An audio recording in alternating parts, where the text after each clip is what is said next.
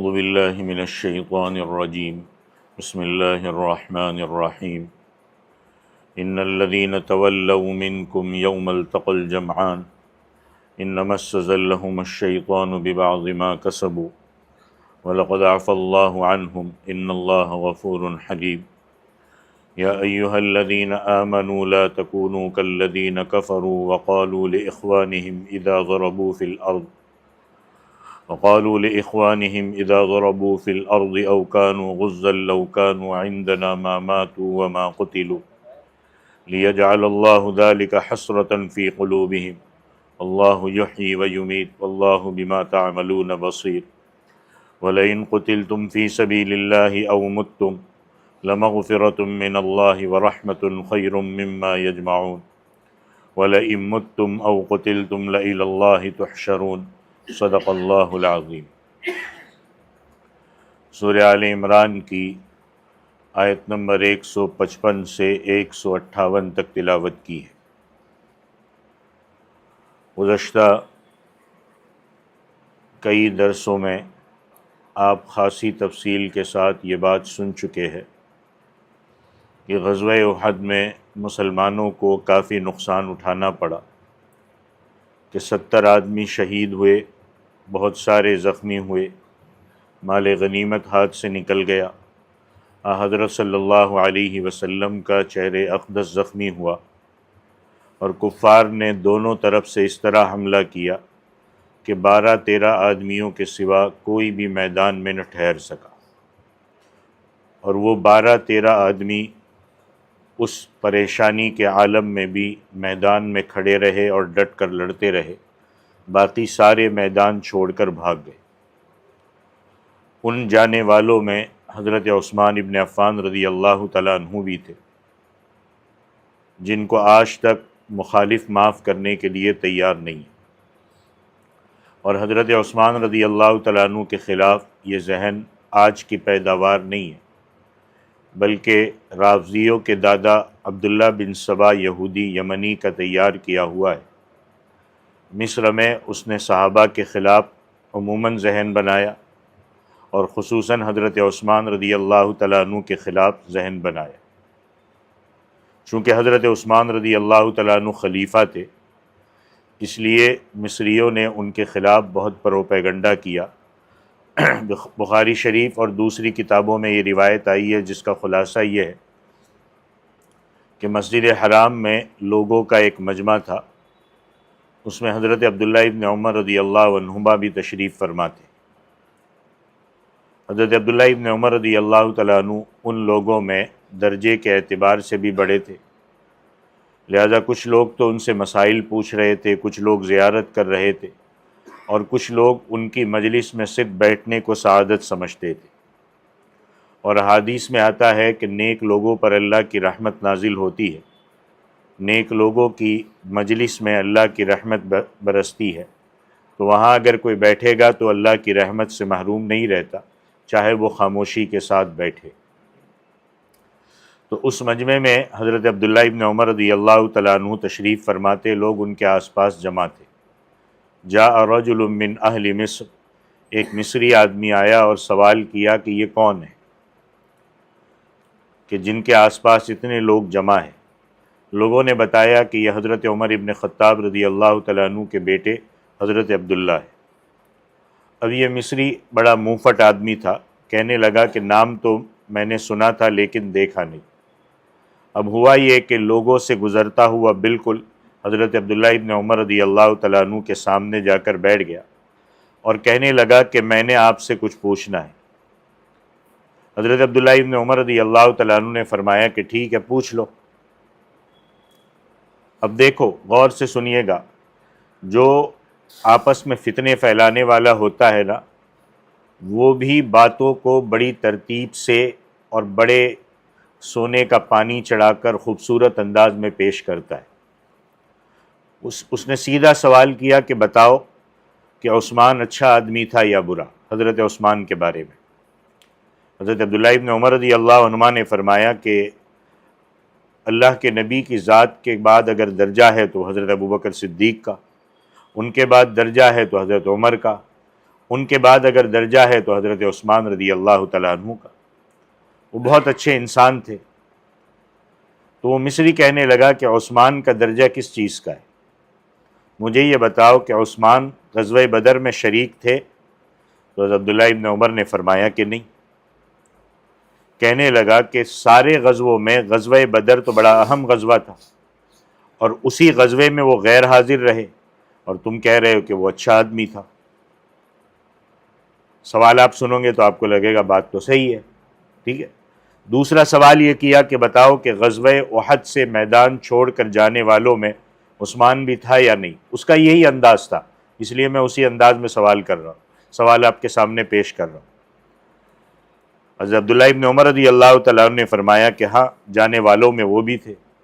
تو کہنے لگا کہ پھر وہ کیسے اچھا ہوا، درجے والا کیسے ہوا؟ آج کل ہوتا ہی ہے کہ جس کا ہمارے ساتھ مزاج نہیں ملتا نا تو ہم ایسے ہی کرتے پھر۔ تو تیسرا سوال وہ کہنے لگا کہ یہ بتاؤ کہ حدیبیہ کے مقام پر کیکر کے درخت کے نیچے جب اللہ کے نبی کے مبارک ہاتھ پر صحابہ نے بیعت کی تو عثمان اس بیعت میں شریک تھا؟ فرمایا نہیں۔ تو اب وہ چاہتا تھا کہ لوگوں میں صرف میں سوال کروں، فتنہ پھیلاؤں اور نکل جاؤں۔ جیسے اس نے تینوں کا جواب نہیں میں ملا تو خوشی سے نعرہ لگایا اللہ اکبر، اور کہنے لگا کہ اسلام میں یہی 3 مقام تو اچھے ہیں، اور وہ ان تینوں مقاموں سے غیر حاضر رہا، اور تم ان کی فضیلت کے گیت گاتے ہو۔ اب جب وہ نعرہ لگا کر نکلنے لگا تو حضرت عبداللہ ابن عمر رضی اللہ تعالیٰ عنہ نے اس کا دامن پکڑ لیا اور فرمایا کہ صرف سوال کر کے مت لکھو، مت چلو، جوابات بھی سنتے ہوئے جاؤ۔ صرف سوال کر کے مت نکلو، ان کے جو جوابات ہیں وہ بھی سنتے جاؤ۔ فرمایا کہ بدر، پہلا جو سوال کیا آپ نے کہ غزوہ بدر میں وہ حاضر نہیں تھے، کہا بدر کے موقع پر حضرت صلی اللہ علیہ وسلم کی بیٹی حضرت رقیہ رضی اللہ تعالیٰ عنہا جو حضرت عثمان کے نکاح میں تھی وہ بیمار تھی، اور گھر میں اور کوئی آدمی نہیں تھا، نہ کوئی مرد، نہ کوئی عورت، نہ کوئی بوڑھا، نہ جوان، نہ بچہ۔ غزوہ بدر کے موقع پر حضرت عثمان نے پانی کی تھیلی لی، جیسے آج سے کچھ وقت پہلے آج بھی ٹرکوں وغیرہ میں دیکھو کہ پانی کی تھیلی رہتی ہے، لوگ رکھتے ہیں، وہ لی، کھجوروں والا تھیلا لیا، تلوار ہاتھ میں لی، ضروری ہتھیار لیے، اور اللہ کے نبی کے ساتھ چل پڑے۔ اللہ کے نبی نے فرمایا کہ عثمان آپ نہیں جا سکتے۔ تو حضرت عثمان نے عرض کیا کہ اول غزوۃ فی الاسلام، کہ یہ اسلام میں پہلا غزوہ ہے اور میں اس میں شریک نہیں ہو سکتا۔ فرمایا ہاں نہیں ہو سکتے۔ کہا کیوں؟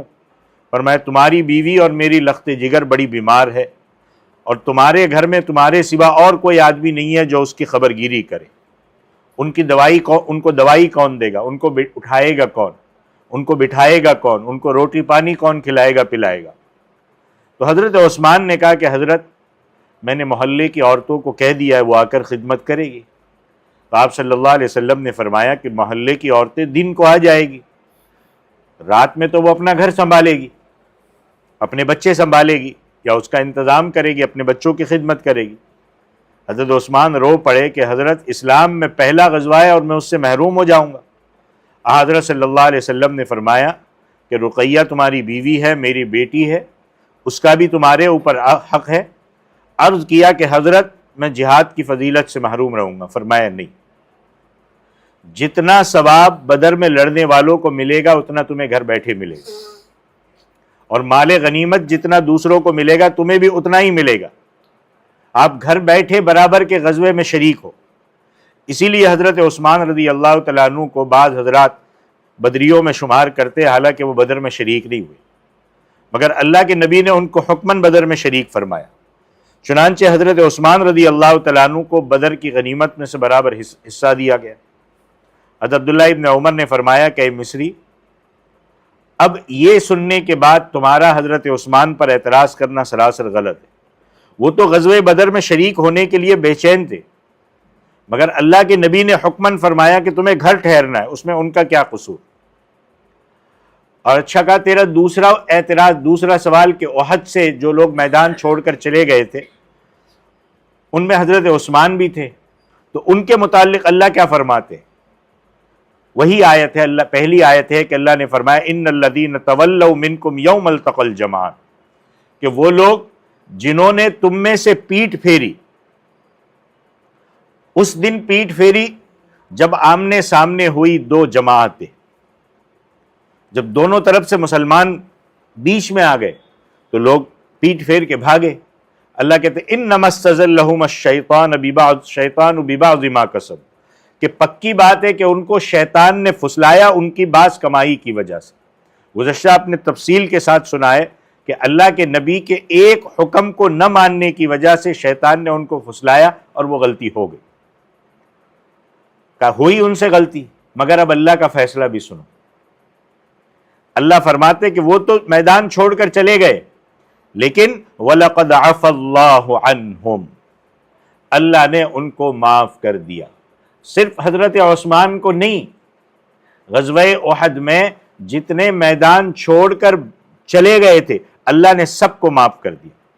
اب یہاں اور ذرا توجہ سے سنیے گا، عربی قواعد سامنے رکھ کے اللہ نے فرمایا وَلَقَدْ، وَلَقَدْ میں لام بھی تاکید کا، قد بھی تاکید کا، اور ماضی پر داخل ہے، معنی بنے گا کہ تحقیق کے اللہ تعالیٰ نے معاف کر دیا۔ لغزش ہوئی، غلطی ہوئی، لیکن اللہ نے معاف کر دیا، تو اب اس گناہ کو گناہ کہتے پھرنا یہ بھی خود گناہ ہے۔ جب اللہ نے کہہ دیا میں نے معاف کر دیا، بات ختم ہو گئی، لیکن اب تم اس کو سالوں کے بعد اس کو پکڑ کے رکھو، آج بھی اس کو لوگ پکڑ کے رکھے ہوئے، اور کوئی کہے کہ یہ گنہگار ہے، یہ گناہ ہے، یہ کہنے والا مجرم ہے، کیونکہ اللہ کہتے ہیں کہ میں نے کیا کر دیا، معاف کر دیا۔ ان اللہ غفور حلیم، اللہ بخشنے والا ہے، اللہ تحمل کرنے والا ہے۔ باقی یہ دو کا جواب ہو گیا، باقی رہا حدیبیہ کا مسئلہ، وہ بھی سنیے گا۔ بیعت کے وقت وہاں حضرت عثمان رضی اللہ تعالیٰ عنہ موجود نہیں تھے، اور اس کی حقیقت یہ ہے کہ سن ہجری 6 میں جب آپ صلی اللہ علیہ وسلم 1500 صحابہ کے ساتھ عمرے کے ارادے سے مکہ مکرمہ کے لیے نکلے، لیکن جب مکہ کے بالکل قریب پہنچے تو حضرت صلی اللہ علیہ وسلم کے جاسوس نے آ کر آپ صلی اللہ علیہ وسلم کو اطلاع دی کہ مکہ والوں نے آپ کے آنے کی خبر پاتے ہی لشکر جمع کیا ہے اور آپ کے مقابلے کے لیے تیار ہو گئے ہیں، اور یہ عہد کیا ہے کہ آپ کو مکہ میں داخل نہیں ہونے دیں گے۔ اب آپ صلی اللہ علیہ وسلم جب یہ سنا تو وہاں سے تھوڑا ہٹ کر حدیبیہ میں رکے۔ اس کے بعد حضرت خراش بن امیہ خزائی کو ایک اونٹ پر سوار کیا، اہل مکہ کے پاس بھیجا کہ ان کو خبر کرے کہ ہم یہاں لڑنے کے لیے نہیں آئے، ہم فقط بیت اللہ کی زیارت کے لیے، عمرے کے لیے آئے، جنگ کے لیے نہیں آئے۔ مکے والوں نے کیا کہ ان کے اونٹ کو ذبح کر ڈالا اور ان کو قتل کرنے کا بھی ارادہ کیا، مگر وہ اپنی جان بچا کر واپس آئے اور اللہ کے رسول صلی اللہ علیہ وسلم کے سامنے سارا واقعہ بیان کیا۔ اس کے بعد مکے والے ایک کے بعد ایک کئی نمائندے آئے، مگر آپس میں بحث ہوئی اور آتے رہے اور جاتے رہے۔ صحابہ نے عرض کیا کہ حضرت ہمیں بھی اپنا کوئی نمائندہ بھیجنا چاہیے تاکہ وہ ان کے بڑوں سے بات کرے، شاید ان کو بات سمجھ میں آئے کہ ہم لڑنے کے لیے نہیں آئے، ہم نے احرام باندھے، ہم زبان سے اللہم لبیک لبیک اللہم لبیک کے نعرے لگا رہے، ہم صرف عمرہ کرنا چاہتے۔ اللہ کے نبی نے فرمایا کہ تمہاری رائے صحیح ہے، ہمیں بھی کوئی آدمی بھیجنا چاہیے۔ پھر آپ صلی اللہ علیہ وسلم نے خیال فرمایا کہ حضرت عمر کو بھیجنا چاہیے، ان کو بلایا اور فرمایا کہ عمر، قریش مکہ کے نمائندے برابر آ رہے اور آپس میں بحث ہو رہی ہے، کوئی نتیجہ نہیں نکل رہا ہے، صحابہ کا بھی اور ساتھیوں کا بھی خیال ہے اور میری بھی رائے ہے کہ ہم بھی کوئی اپنا نمائندہ بھیجے تاکہ ان کے جو سمجھدار اور بڑے لوگ ہیں ان کے ساتھ بات چیت کرے، شاید وہ ہمیں عمرے کی اجازت دے دے۔ وہاں سے مکہ صرف 6 میل کے فاصلے پر رہ گیا، اور اب تو مکہ کی آبادی اتنی بڑھ گئی ہے کہ مکہ حدیبیہ سے بھی آگے چلا گیا، اتنا بڑا شہر ہو گیا۔ پھر فرمایا کہ عمر آپ چلے جائے اور اہل مکہ سے بات کریں۔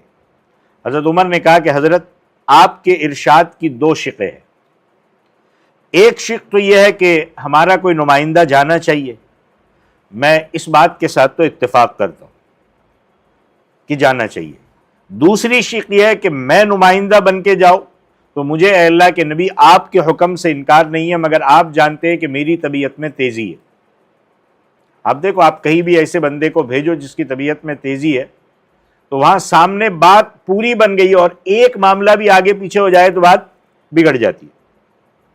اور کہا کہ اللہ کے نبی میں طبیعت کے خلاف کوئی بات سن نہیں سکتا.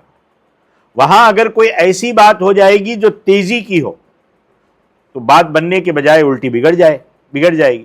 تو اللہ کے نبی، میری رائے یہ ہے کہ حضرت عثمان ابن عفان رضی اللہ تعالیٰ عنہ کو بھیجو. وہ ٹھنڈی طبیعت کے آدمی ہیں، وہ سنیں گے بھی اور سنائیں گے بھی. حضرت عثمان کا مزاج بھی ایسا تھا جیسے برف کی ڈلی ہو. چنانچہ حضرت عثمان کو نمائندہ بنا کر بھیج دیا گیا. جب وہ وہاں پہنچے تو کفار نے تو احرام کی حالت میں کہا کہ آپ عمرہ کر لو، آپ آئے ہو، کیونکہ ان کی لوگ عزت بھی کرتے تھے، نرم طبیعت بھی تھے، مزاج بھی ٹھنڈا تھا. تو حضرت عثمان نے کہا کہ نہیں، جب تک اللہ کے نبی کعبے کا طواف اور صفا اور مروہ کی سعی نہیں کریں گے میں بھی نہیں کروں گا.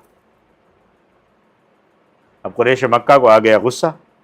انہوں نے حضرت عثمان کو کعبۃ اللہ میں بند کر کے تالا لگا دیا اور مشہور کر دیا کہ عثمان کو شہید کر دیا گیا.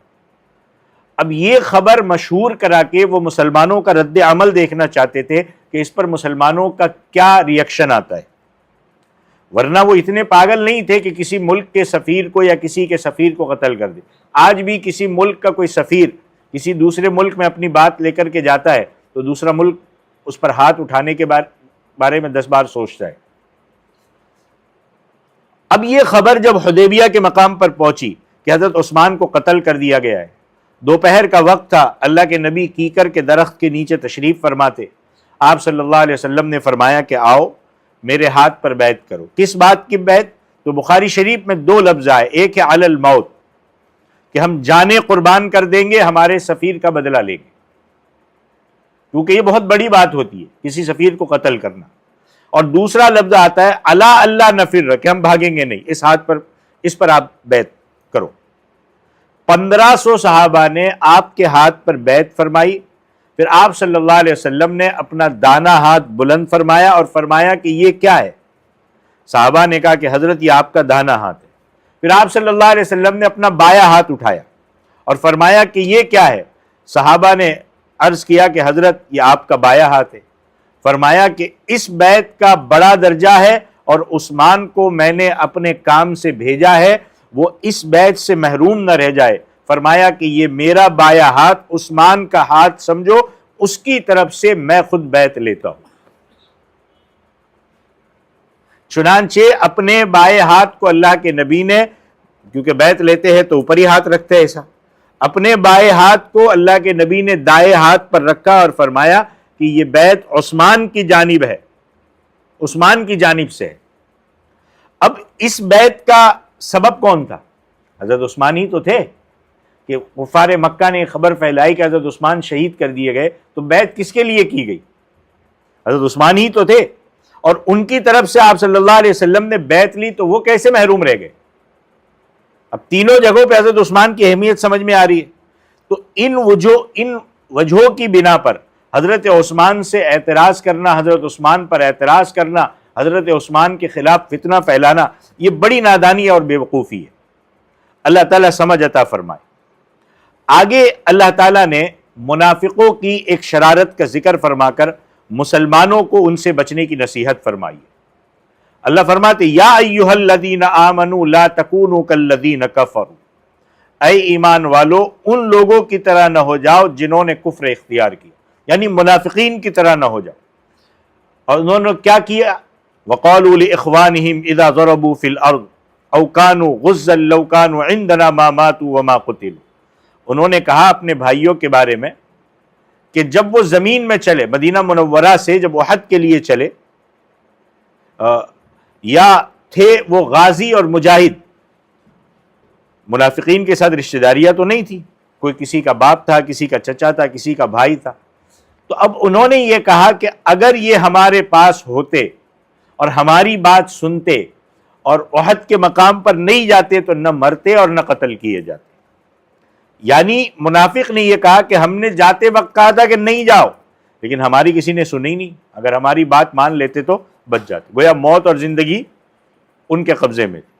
تو اللہ فرماتے مسلمانوں سے کہ ان کافروں کی طرح نہ ہو جانا جو یہ کہہ رہے کہ لیجعل اللہ ذلک حسرۃ فی قلوبہم، تاکہ اللہ ان کی اس بات کو افسوس کی چیز ان کے دلوں میں کر دے، کہ اللہ منافقوں کے دلوں میں یہ حسرت پیدا کر دے کہ جب قیامت کے منافقوں کی باتوں میں مت رہنا، جب آؤ نکلو، اور جب نکل گئے اللہ کے راستے میں اگر موت بھی آ گئی، شہید بھی ہو گئے، تو یہ بہت بڑا درجہ ہے، ان کی نہیں سننا۔ اور اگر آپ جا کر کے وہاں شہید ہو گئے یا زخمی ہو گئے یا کوئی تکلیف پہنچی، تو قیامت کے دن جب منافقوں کو یہ پتا چلے گا تو ان کے دلوں میں ایک قسم کی حسرت اور افسوس ہوگا۔ وہ دیکھیں گے کہ غازیوں کو کیا درجہ ملا، مجاہدوں کو کیا درجہ ملا، تو یہ افسوس کریں گے اور کہیں گے کہ کاش ہمارے بدن قینچیوں کے ساتھ کاٹ دیے جاتے اور ہم کو بھی وہی ثواب اور درجہ ملتا، ہم بھی ان کی راہ پر چلتے، مگر اب پچھتائے کیا ہوت جب چڑیا چگ گئی کھیت۔ اب اللہ فرماتے ہیں کہ کسی کے کہنے سے ہاں یا نہ، کسی کے کہنے سے کہ ایسا کرتے، ایسا ہوتا، میں کہتا تو مان لیتے تو زندگی نہیں جاتی، یہ ان کے ہاتھوں میں نہیں ہے۔ واللہ یحیی و یمیت، اللہ ہی زندہ کرتا ہے اور اللہ ہی موت دیتا ہے۔ زندگی اور موت دینا کس کے ہاتھ میں؟ اللہ کے ہاتھ میں، کسی کے ہاتھ میں نہیں ہے۔ دنیا میں کوئی نقصان ہو جائے، کچھ ہو جائے تو ہم کیا کرتے؟ کاش ایسا کر لیتے تو ایسا ہو جاتا، کاش ایسا نہیں کرتے تو ایسا نہیں ہوتا۔ بھائی اللہ کے ہاتھ میں ہے، اور اللہ کے فیصلے پر راضی رہنا یہ ایک مومن کا شیوا ہے۔ ہمیں بعض مرتبہ کئی چیزیں حکمت کے خلاف اور بہت ساری چیزیں ایسی سمجھ میں آتی ہے کہ ہمارے ساتھ صحیح نہیں ہوا، لیکن چونکہ ہماری عقلیں چھوٹی ہوتی ہے، ہماری سمجھ چھوٹی ہوتی ہے، اور اللہ ہمارے بارے میں بہتر جانتا ہے کہ کیا صحیح ہے کیا غلط ہے۔ بہت سا نقصان ہمیں نظر آ رہا ہوتا ہے، لیکن ہو سکتا ہے کہ آنے والے دور میں اس کے اچھے نتائج اللہ تعالی ہمیں دے دے، یا ہو سکتا ہے کہ چھوٹے نقصان سے مسئلہ حل ہو جائے ہمارا۔ تو یہ سب کچھ اللہ کے ہاتھ میں ہے، اور اللہ کے فیصلے پر راضی رہنا یہ ایک ایمان والے کا شیوا ہے۔ واللہ یحیی و یمیت، ایمان والا یہی کہتا ہے کہ اللہ جو کرتا ہے ہم اس پر راضی ہیں۔ ایمان والا شکوے شکایتیں نہیں کرتا، ایمان والا اللہ کے سامنے ناراضگی نہیں دکھاتا۔ کبھی بیٹھ کے سوچو کہ چاروں طرف ہمارے ہزاروں قسم کی نعمتیں ہیں، اگر ایک میں کچھ کمزوری آ گئی، یا ایک میں کچھ نقصان ہو گیا، یا ایک میں کچھ حادثہ ہوتا ہوا نظر آ رہا ہے، تو دیکھو کہ چاروں طرف تو اللہ نے خوبیاں ہی خوبیاں رکھی، چاروں طرف تو اللہ نے نعمتیں ہی نعمتیں دے رکھی۔ وہ ساری چیزیں ذہن میں رکھو، تو اللہ ہی زندہ کرتا ہے، اللہ ہی موت دیتا ہے۔ واللہ بما تعملون بصیر، اور اللہ جو عمل تم کرتے ہو اللہ دیکھتا ہے۔ آگے اللہ فرماتے وَلَئِن قُتِلْتُمْ فِي سَبِيلِ اللَّهِ أَوْ مُتْتُمْ، اگر تم اللہ کے راستے میں قتل کر دیے جاؤ، یا اللہ کی راہ میں نکلو اور قتل نہیں کیے جاؤ، اپنے موت آ جائے، لَمَغْفِرَةٌ مِّنَ اللَّهِ، اللہ کی طرف سے بخشش ہے۔ بخشش سے بڑھ کر اور کیا چاہیے؟ آدمی زندگی سب کچھ، اور موت کے بعد کیا کرتا ہے؟ بخشش ہی کی تو مانگتا ہے، بخشش ہی مل گئی، اللہ کی طرف سے بخشش ہے۔ وَرَحْمَةٌ خَيْرٌ مِّمَّا يَجْمَعُونَ، اور اللہ کی رحمت بخشش کی شکل میں اور درجات کی شکل میں جو مل رہی ہے وہ بہت بہتر ہے اس چیز سے جس کو یہ جمع کرتے۔ مال و دولت پڑا رہ جائے گا، سب کچھ پڑا رہ جائے گا، بخشش ہونا یہ چاہیے کہ میں دنیا میں رہوں تو ایسا رہوں کہ جب میں آخر میں دنیا سے جاؤں تو اللہ کے یہاں میرے لیے مغفرت کا اعلان ہو چکا ہو، اللہ کی طرف سے میرے لیے رحمت برسنے کا اعلان ہو چکا ہو۔ دنیا کمانے سے منع نہیں ہے، دنیا میں محنت کرنے سے منع نہیں ہے، لیکن ایسے مت ہو جاؤ کہ پھر آخرت میں مجھے نقصان اٹھانا پڑے، آخرت میں میرے مسئلے خراب ہو جائے، کہ پھر یہاں تو تکلیف ہوگی تو بندہ کچھ مسئلوں کو حل کر کے ادھر ادھر کر کے اپنے مسئلوں کو حل کرنے کی کوشش کرے گا، لیکن آخرت میں مسئلہ حل کرنے کے لیے جو اعمال چاہیے وہ اعمال ہی نہیں ہے میرے پاس، تو کیسے حل کروں گا؟ آخرت سامنے رکھو، دنیا کماؤ، سب کچھ کرو، لیکن وہ بھی شریعت کی روشنی میں، وہ بھی قرآن و سنت کو سامنے رکھتے ہوئے کہ کیا صحیح ہے کیا غلط ہے، کیا جائز ہے کیا ناجائز ہے، کیا حلال ہے کیا حرام ہے۔ آگے اللہ فرماتے وَلَئِن مُتُّمْ أَوْ قُتِلْتُمْ لَإِلَى اللَّهِ تُحْشَرُونَ، اگر تم مر جاؤ یا مارے جاؤ یا قتل ہو جاؤ یا شہید ہو جاؤ، اللہ کے راستے کے علاوہ کچھ ہو جائے تو ایسا نہیں ہے کہ تم اللہ تک نہیں پہنچو گے. ہر کسی کو لَإِلَى اللَّهِ تُحْشَرُونَ، سب کو اللہ کے پاس جمع کیا جائے. جس حالت میں کوئی مر جائے سب نے اللہ کے پاس جانا ہے. کوئی یہ نہیں کہتا میں جلا دیا گیا تو میں اللہ کے یہاں نہیں جاؤں. کوئی یہ نہیں کہہ سکتا مچھلیوں کو کھلا دیا گیا تو اب اللہ کے پاس نہیں پہنچے. نہیں، سب کو اللہ کے پاس جانا ہے اور پھر وہاں رتی رتی کا حساب ہونا ہے. وَمَن يَعْمَلْ مِثْقَالَ ذَرَّةٍ خَيْرًا يَرَهُ وَمَن يَعْمَلْ مِثْقَالَ ذَرَّةٍ شَرًّا يَرَهُ. اللہ نیکیوں کا بدلہ دے گا، اللہ برائی کی سزا دے گا. یہ بات اچھی طرح ذہن میں بٹھا لیں. تو یہ آج کی 2-4 آیتیں تھی، آیت نمبر 155 سے 158 تک. اللہ تعالیٰ عمل کی توفیق عطا فرمائے. آمین. وآخر دعوانا ان الحمدللہ رب العالمین. أيا من يدعي الفهم إلى كم يا أخ الوهم تعبي الذنب والذم وتخطي الخطأ الجم. أما بان لك العيب أما أنذرك الشيب وما في نصحه ريب ولا سمعك قد صم. أما نادى بك الموت أما أسمعك الصوت أما تخشى من الفوت فتحتاط وتهتم.